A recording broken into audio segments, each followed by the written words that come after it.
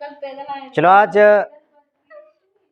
गठबंधन सरकार के बारे में बताते हैं कि राज्यों में चाहे केंद्र में जब किसी भी राजनीतिक पार्टी को बहुमत प्राप्त नहीं होता है, बहुमत का मतलब होता है कि सरकार बनाने की जो जादुई आंकड़ा जो होता है ना, वह जादुई आंकड़ा चाहे वह राज्य की सरकार हो या तो फिर केंद्र की सरकार हो, जब किसी भी राजनीतिक पार्टी को जनता स्पष्ट मैंडेट अर्थात स्पष्ट बहुमत जब तक नहीं देती है तो वह किसी एक राजनीतिक पार्टी की सरकार नहीं बन पाती है। लेकिन जब सभी राजनीतिक दलों को अलग अलग मैंडेट, अलग अलग जनादेश जब मिलता है और किसी भी राजनीतिक दल के पास पूर्ण बहुमत न हो, तो ऐसी परिस्थिति में चाहे वह राज्य हो या फिर केंद्र हो, गठबंधन की सरकार बनती है। समझ रहे बात को? आइए जानते हैं, मैं एक छोटा सा एग्जाम्पल देकर के मैं आप लोगों को बता रहा हूं कि आखिर गठबंधन की सरकार कैसे कैसे बनती है। मैं ये केंद्र स्तर की बात को बता रहा हूं, केंद्र सरकार की गठबंधन की मैं बात बता रहा हूं। समझ रहे बात को? तो गठबंधन की सरकार बनती है तो कैसे बनती है? संसद में कुल 543 सदस्य, 545 हैं। हम केंद्र सरकार के बारे में बात बोल रहे हैं, राज्य सरकार के बारे में नहीं। तो किसी भी राजनीतिक पार्टी को केंद्र में सरकार बनाने के लिए जितनी सीटें होती है उससे आधे से थोड़ा अधिक की आवश्यकता होती है। अब 543 में से इसका आधा कितना होगा? 272, 273, 274 मान लीजिए, लेकिन आधा से थोड़ा सा अधिक होना चाहिए। इसका मतलब स्पष्ट बहुमत उसको मिला, आधे से थोड़ा सा अधिक। लेकिन यहां पर हमने उदाहरण के लिए कई सारी राजनीतिक पार्टियों का हमने उदाहरण दिया है। भारतीय जनता पार्टी है, कांग्रेस है, समाजवादी पार्टी है, बहुजन समाजवादी पार्टी है, तृणमूल कांग्रेस है, जनता दल यूनाइटेड है, बहुत सारे राजनीतिक दल है। लेकिन इन बहुत सारे राजनीतिक दलों में से हम सबका तो नाम नहीं लिख सकते, लेकिन मैंने गठबंधन सरकार कैसे बनती है इस चीज को समझाने के लिए मैंने थोड़ा सा कुछ यहां पर उदाहरण दे दिया है। ठीक है? सरकार बनाने के लिए कितना चाहिए? कम से कम 272, 274 हो जाए, कोई दिक्कत नहीं है, लेकिन आधे से अधिक किसी भी परिस्थिति में होना ही चाहिए, तभी कोई भी राजनीतिक पार्टी सरकार बना सकती है। तो यहां पर सरकार बनाने के लिए किसी भी एक राजनीतिक दल को सरकार बनाने के लिए, एक राजनीतिक दल को सरकार बनाने के लिए कम से कम 272, 274 सीट की आवश्यकता होगी। लेकिन यहां पर हमने एक उदाहरण दिया है कि मान लेते हैं कि जो चुनाव हुआ देश में और इसको कितनी सीटें मिली? 200। इसे कितनी सीटें मिले? 100। सपा को 50, बीएसपी को 50, टीएमसी को 30, जेडीयू को 70 और अन्य को फिर एक और जो है उसको भी मिल गया कितना? एबीसीडी कुछ भी हो, यहां पर कुछ भी, मतलब इसको 43 सीटें मिल गई। कुल टोटल 543 हो गया। अब आप इन लोगों से मैं जानना चाहता हूं कि इसमें किसी भी राजनीतिक पार्टी के पास क्या सरकार बनाने के लिए पूर्ण बहुमत है? सरकार बनाने के लिए कितनी बहुमत होनी चाहिए? किसके लिए? केंद्र सरकार की मैं बात कर रहा हूं, राज्यों की बात नहीं कर रहा हूं। राज्यों में इस प्रकार से गठबंधन तब यहीं पर होता है कि जब किसी भी राजनीतिक दल को जब पूर्ण स्पष्ट बहुमत जब नहीं मिलता है तो सरकार बनाने के लिए, जादुई आंकड़ा को इकट्ठा करने के लिए कई सारे राजनीतिक दल क्या हो जाता है? मिल जाता है। समझ रहे बात को? कई सारे राजनीतिक दल मिल जाते हैं।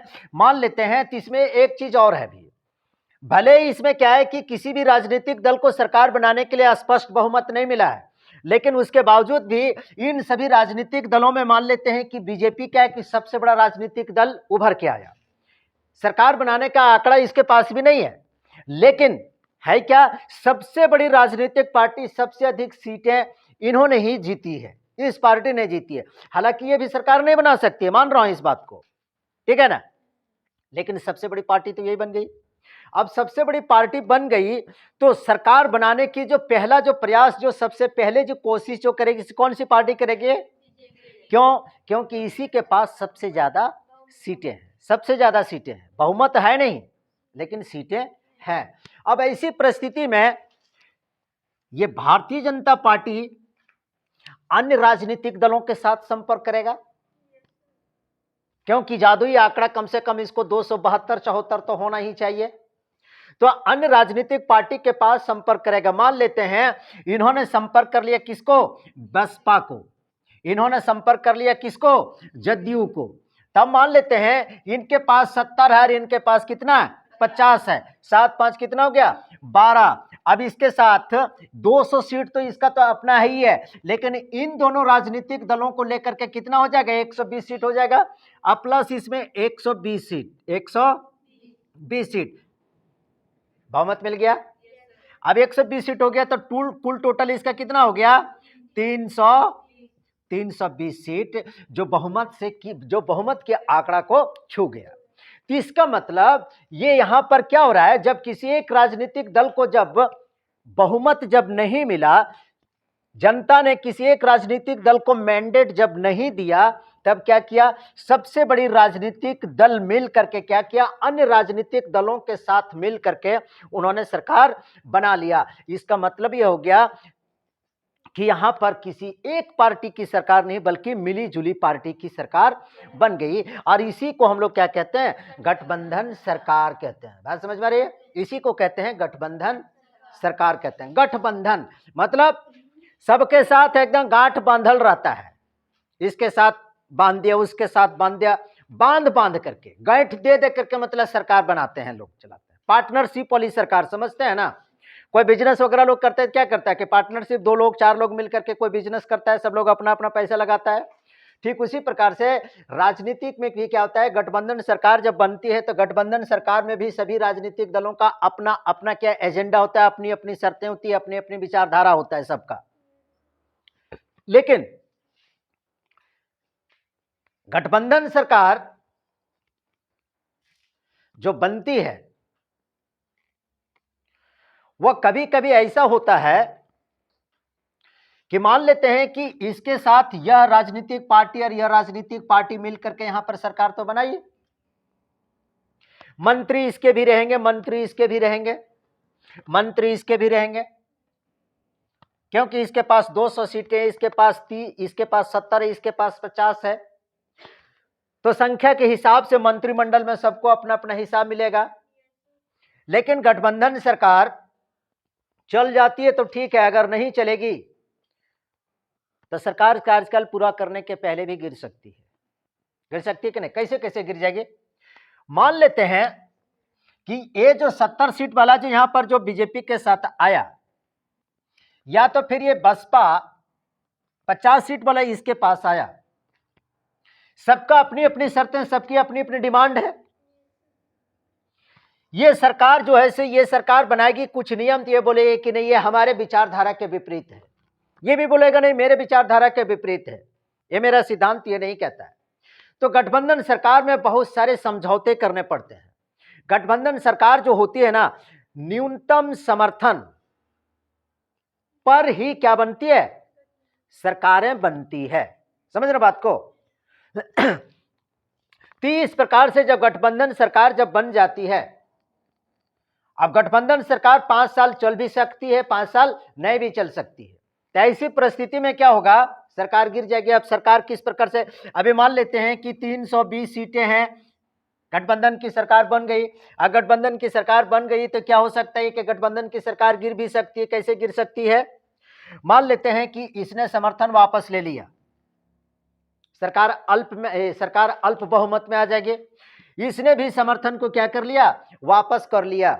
अब फिर इसके पास कितनी सीटें हो जाएगी? मात्र 200 सीटें हो जाएगी। तो कोई भी सरकार तभी तक चला सकती है जब तक उसके पास संसद में बहुमत प्राप्त होता है, अर्थात विश्वास प्राप्त होता है।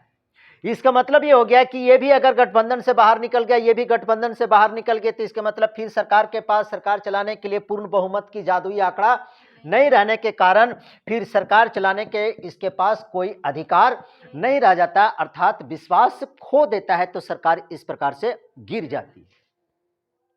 देखिए, गठबंधन सरकार न देश के लिए न ही राज्यों के लिए, किसी के लिए यह उचित नहीं है।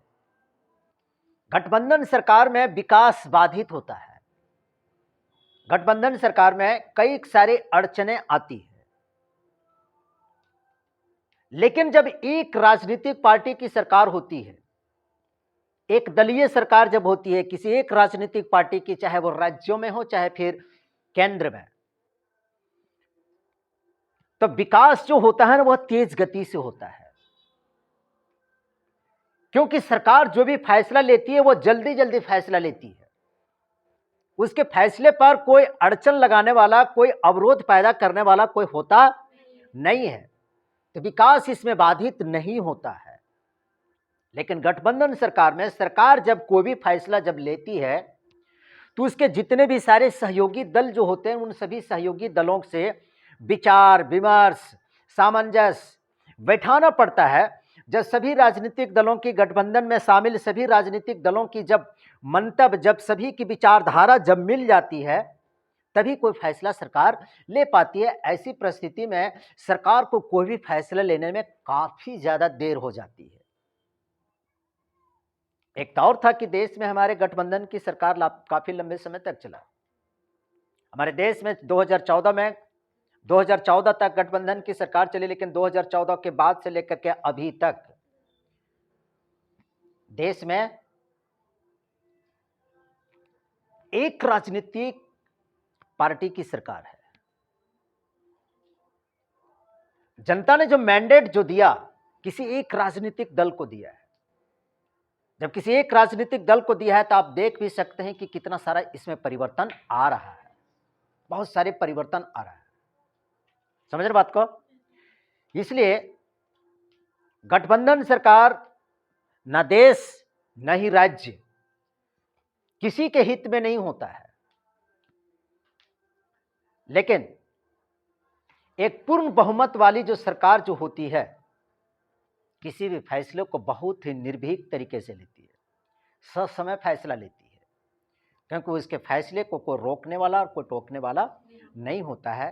फैसला कोई भी समय पर होने पर देश की प्रगति होती है, देश का विकास होता है। चाहे वो कानून बनाने की हो, चाहे किसी भी प्रकार की कोई भी इंफ्रास्ट्रक्चर्स बनाने की, क्योंकि उसके सरकार के पास कोई ऐसा अवरोध होता नहीं है। समझ बात को? और भी बहुत सारे इसमें गठबंधन सरकार में क्या होता है कि इसमें बहुत ज्यादा तोड़फोड़ होता है, इसमें बहुत ज्यादा सौदेबाजी होता है। जितने भी सारी जो छोटी छोटी जो राजनीतिक पार्टियां होती हैं, वो बड़ी पार्टी के साथ बड़े बड़े शर्त रखता है। इसमें खरीद फरोख्त की बहुत ज्यादा समस्याएं इसमें बढ़ जाती है, खरीद फरोख्त होने लगता है। छोटी राजनीतिक पार्टी या डिमांड रखने लगते हैं, मुझे फलाना पद चाहिए, तब हम आपके पार्टी के साथ शामिल होंगे, अन्यथा हम शामिल नहीं होंगे। तो बहुत सारे इसमें समस्याएं आ जाती है। समझ रहे बात को? तो इस प्रकार से हमने आज एक छोटा सा उदाहरण दे करके हमने ये बताने की कोशिश की कि आखिर गठबंधन सरकार होता क्या है और ये बनता कैसे है। समझ रहे बात को? तो गठबंधन सरकार मतलब कई सारे राजनीतिक दलों को मिला करके जब सरकारें जब बनती है तो उसको कहते हैं गठबंधन सरकार बोलते हैं। समझ रहे? अभी देश में क्या गठबंधन सरकार है? पूर्ण बहुमत वाली राजनीतिक पार्टी की सरकार है। अब आपके मन में एक सवाल भी और भी उठता होगा, अभी जो केंद्र में जो है अकेला एक राजनीतिक दल का 303 सीटें हैं, अकेला। आपके मन में एक सवाल उठता होगा कि मान लेते हैं कि अगर किसी राजनीतिक पार्टी के पास पूर्ण बहुमत हो, जैसे भी देश में केंद्र में है पूर्ण बहुमत है, 303 सीटें अपनी सीटें हैं, अपनी राजनीतिक दल की सीटें। वो जब किसी भी राजनीतिक दल को पूर्ण बहुमत हो, बहुमत की आंकड़ा से भी ज्यादा सीटें हो, और उसके बाद अगर कोई राजनीतिक दल इसके साथ अगर शामिल होना चाहे तो क्या शामिल हो सकता है? सोच रहे होंगे क्या ऐसा हो सकता है?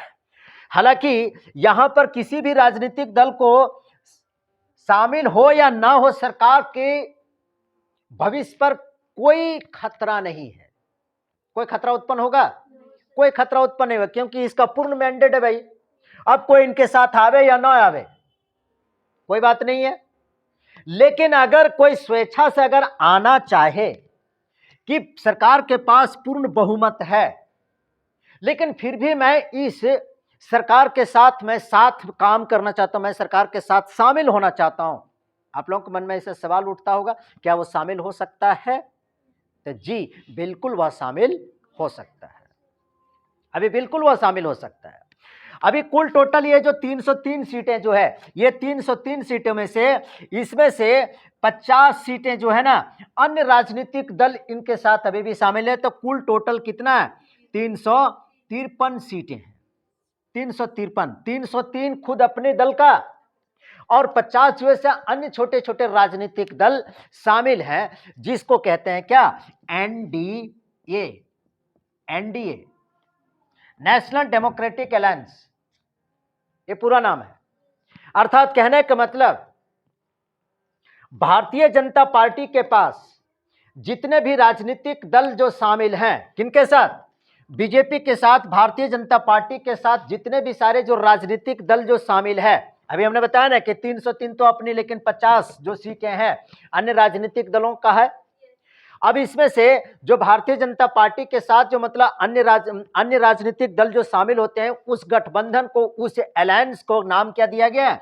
एनडीए, समझ रहे हैं? नेशनल डेमोक्रेटिक अलायंस, समझ गए? National democratic alliance. तो मेरा यह कहना था कि अगर किसी भी राजनीतिक दल के पास अगर पूर्ण बहुमत है और कोई दूसरा राजनीतिक दल भी अगर सरकार के साथ अगर शामिल होना चाहता है, तो बेझिझक वह शामिल हो सकता है। वह सरकारी इसलिए भी शामिल कर सकती है क्योंकि ये जो 50 लोग, जो अन्य जो लोग आए हैं, इसकी कोई 76 नहीं होगी कि भैया हमको ये पद चाहिए, हमको वो पद चाहिए, हमको वो पद चाहिए। रहना है तो रहो, नहीं रहना है तो जाओ, क्योंकि तुम्हारे आने से भी सरकार पर कोई फर्क नहीं पड़ेगा, तुम्हारे जाने से भी सरकार पर कोई फर्क नहीं पड़ेगा। तो ये कोई शर्त रख सकेगा? ये कोई शर्त नहीं रख सकता है, ये स्वेच्छा से सरकार के साथ सम्मिलित हो सकता है। समझ रहे बात को? और मैं फिर से बता रहा हूं कि भारतीय जनता पार्टी के साथ जितने भी सारे जो राजनीतिक दल शामिल हैं, उनके गठबंधन में, भारतीय जनता के पार्टी के साथ जो गठबंधन में शामिल है, उस गठबंधन का नाम क्या दिया गया है? NDA, national democratic alliance. समझ रहे बात को? अब दूसरा देखिए, कांग्रेस का जो था पहले, कांग्रेस का जानते हैं आप? कांग्रेस का कितना था? कांग्रेस का जो था पहले, ये बीजेपी के साथ जितने भी सारे जो घटक दल हैं, उस पूरे गठबंधन का नाम क्या दिया गया है? एनडीए नाम दिया गया है। तो कांग्रेस का क्या था? कांग्रेस का था यूपीए। यूपीए हमने पहले भी बताया, ये किसका था? कांग्रेस का था, ये कांग्रेस का था। यूपीए, यूनाइटेड प्रोग्रेसिव अलायंस, संयुक्त प्रगतिशील गठबंधन, संयुक्त प्रगतिशील गठबंधन इसको कहते हैं। अर्थात यूपीए 2014 तक हमारे देश में यूपीए की गवर्नमेंट थी, समझ ले? 2014 तक हमारे देश में यूपीए की गवर्नमेंट थी, लेकिन 2014 के बाद गठबंधन टूट करके एकदम एक पूर्ण बहुमत वाली सरकार अभी तक चल रही है। ठीक है, समझ गए ना? तो यूपीए कहने का मतलब कि कांग्रेस पार्टी के साथ जितने भी सारे जो घटक दल जो शामिल जो था, जितने भी सारे घटक दल जो शामिल था, उस गठबंधन को क्या कहा जाता था? यूपीए, अर्थात यूनाइटेड प्रोग्रेसिव अलायंस, संयुक्त प्रगतिशील गठबंधन सरकार चल रही थी। अर्थात भारतीय जनता पार्टी के साथ जितने भी सारे राजनीतिक दल, छोटे बड़े राजनीतिक दल शामिल हैं, उस गठबंधन को क्या कहते हैं? एनडीए कहते हैं। लेकिन कांग्रेस के 2014 के पहले तक की बात बता रहा हूं, अभी लेटेस्ट वाला बताऊंगा, लेकिन 2014 के बाद से जो वहां पर जो गठबंधन जो सरकार जो चल रही थी कांग्रेस में, अर्थात कांग्रेस पार्टी के साथ जितने भी सारे राजनीतिक दल जो शामिल है, उसको क्या कहा जाता था? यूपीए, यूनाइटेड प्रोग्रेसिव अलायंस, संयुक्त प्रगतिशील गठबंधन। लेकिन यह गठबंधन अभी क्या हो गया? समाप्त करके इस गठबंधन का एक नया नाम दिया गया है, एक नया नाम दिया गया है, ये अभी नहीं चल रहा है, इसका एक नया नाम दिया गया। क्या? उस नए गठबंधन का नाम क्या है? इंडिया। इंडिया नाम दिया गया। INDI,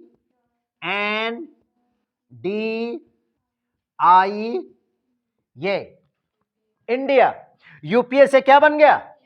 India. अब इंडिया भी नहीं रह गया, इंडिया भी अब, ये भी गठबंधन अब टूटने वाला है। समझ रहे बात को?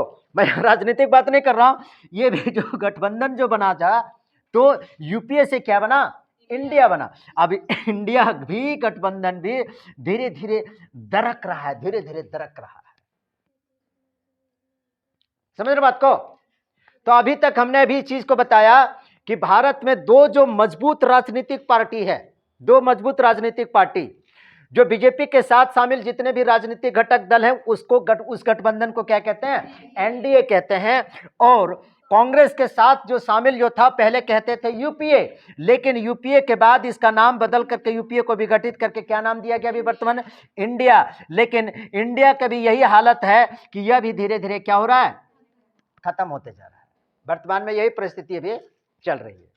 समझ रहे बात को? तो आज थोड़ा सा मेरा एक प्रयास था, देखो यार, हम एक भी बात और भी कह देते हैं, हमने सारा चीज को, सारे विषय वस्तु को, सारे टॉपिक का तो मैं वीडियो बना करके आप सबों तक मैं पहुंचा देता हूं। अगर आप लोगों के मन में अगर ऐसा भी सवाल अगर उठता है कि सर इन सारी चीजों पर वीडियो बनाइए, इन सारी चीजों पर वीडियो बनाइए, तो आप कमेंट बॉक्स में लिखा करो, कमेंट किया करो। समझ रहे बात को? अगर आपके मन में कि आपने वीडियो देखा, यहां पर भी समझा, आपने वीडियो भी देखा, लेकिन उसके बावजूद भी आपको किसी सवाल का जवाब नहीं मिल पा रहा है, तो आप कमेंट कीजिए ना, उस कमेंट पे हम आपको फिर जवाब देंगे। या तो फिर अगर उसकी आवश्यकता पड़ेगी तो मैं अगला वीडियो में फिर उसको मैं मेंशन में कर सकता हूं। तो कमेंट में जरूर लिखा कीजिए। समझ रहे बात को? कमेंट कीजिएगा कि सर ये बातें नहीं समझ में आई, इसको थोड़ा सा और क्लियर कीजिए, तो मैं क्लियर कर दूंगा उसको। समझ रहे बात को? ठीक है, चलिए हटाइए।